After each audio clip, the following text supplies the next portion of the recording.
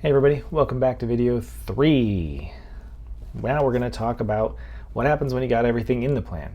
So you are all set up. You've got your capacity, maybe. You've got all of your features in there. You've sent them off to teams.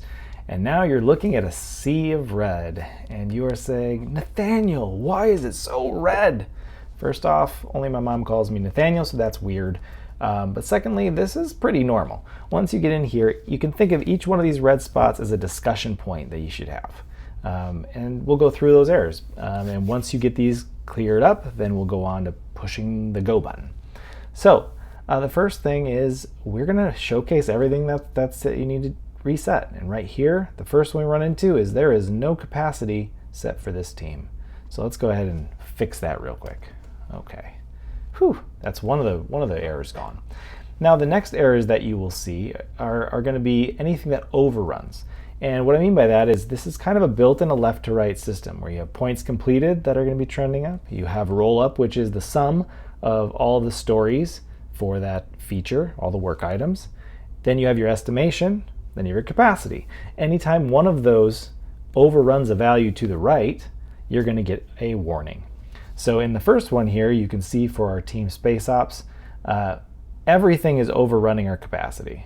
You know, you can see that the roll-up exceeds capacity, it exceeds the estimate, and estimate also exceeds capacity.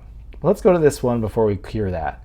Here, our error is we have no estimation, so we can easily fix that. Let's go look at Sunbathe on Pluto.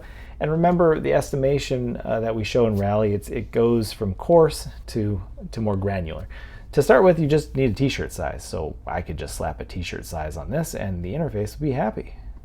We now have an estimate. Great. But remember, this is preliminary. And you can tell because you'll actually have an icon here that you can hover over that tells you which estimate we're using. So we'll use preliminary if the others aren't available. But we'll use refined and then allocated as they become available because they're higher fidelity. We won't worry about it allocated in this video. That's the next one. It's more complicated and deserves its own time. So I would highly encourage you at this point to get into a refined estimate. Now, we just did Sunbathe on Pluto, and we just gave it a t-shirt. But when we look at how many stories are in here, we can see that the roll-up equals 27 points. So that's great. The temptation here would be to set refined to that same value. However, I would highly recommend you don't do this. The reason is you're basically saying, I understand the work so well that we've broken it down so well and so specifically that it will not grow at all.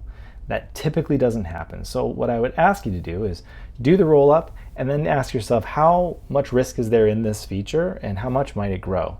Well, there might be 27 points of work, but I know better, it's going to grow. So I'm going to put 35. And I'd recommend you do this because it's just going to give you a better chance of having an achievable plan. Things grow. And what you can do if you do this is each feature you can start to show your leadership or your RT or whomever how and where you think things might get bigger. So I would recommend you do this. So our Space Ops team is doing a lot better, but we're still overrunning our capacity by quite a bit. And that encompasses most of the errors you see here. They're either roll-ups are over estimations, estimations are over capacity, or both. So you have a couple options. First of all, you can de-scope some things. So we look at returning ET to his home, and we look at the stories that he has there. Well, maybe we find out that we don't actually have to learn rocket science. We can just, we didn't know this, but my little brother's a rocket scientist apparently. So we can remove that. So why don't we do that? Let's highlight it here. We don't need to learn rocket science. Great. So now when we go back, we'll see that we're in much better shape down here on Agile HR. We now actually have some capacity. So that's one thing you can do. Another thing you can look at is, well, maybe you have to drop a feature altogether. So in the case of Agile Finance, surfing the rings of Saturn is small. Finding the center of the universe has got a huge estimation and a lot of unknowns. Maybe it's important though, and we can remove surfing the ring of Saturn from the plan. I didn't remove it from the plan. What you notice I did is I just removed the assignment because maybe it's really important, but we just don't have a team for it yet. it will stay here and it will stay, my face is in the way, it'll stay as unassigned. But by doing that, you're saying, okay, we're a lot more satisfied with your plan here.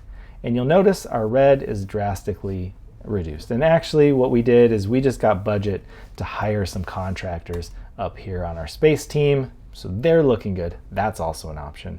And we've got a little blip here for Agile Finance. It's just a little bit too big with a little bit too much risk. But we have teams with capacity. So now we can dive into splitting that up. And that will be the topic of the next video. So once you get to this point, and we'll pretend that was good because we're going to come back to it, I would highly encourage you to now publish your plan. There is some fear around publishing, maybe from the past and how we dealt with it, that it will change metadata in your system, that it will break some pages, that unpublishing will cause problems with some of your tracking. I can tell you a lot of those are related to a page called Plan Progression, which is not long for this world. We are moving all that functionality into this interface. And so I'm not going to cover that, but with regards to looking at capacity planning, looking at your dashboards, looking at your portfolio items, looking at this interface itself, there is nothing destructive about publishing or unpublishing and republishing. Everything we've been doing here is for the planner role in Rally. That means people without the planner role can't see any of this. Publishing is the mechanism that makes it available to them. So that's really one really important reason why you want to publish. The other really important reason to publish is that we now track your plan, but we can't do that unless it's been published and the start date's been passed. So if you don't publish it, we're not going to track it. You're going to miss out on a lot of really great functionality. As far as what fields get changed, that's actually up to you. You'll get this dialog when you publish that will allow you to either publish with updating the release and the plan's start and end date to match what's in this plan, or you can also publish without updating those fields at all, so it won't modify anything.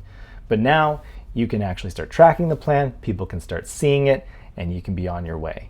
So with that, I'm going to leave you, and we're going to come back on video 4 to talk about that last pesky problem and splitting that work. Thanks for joining in. See you next time.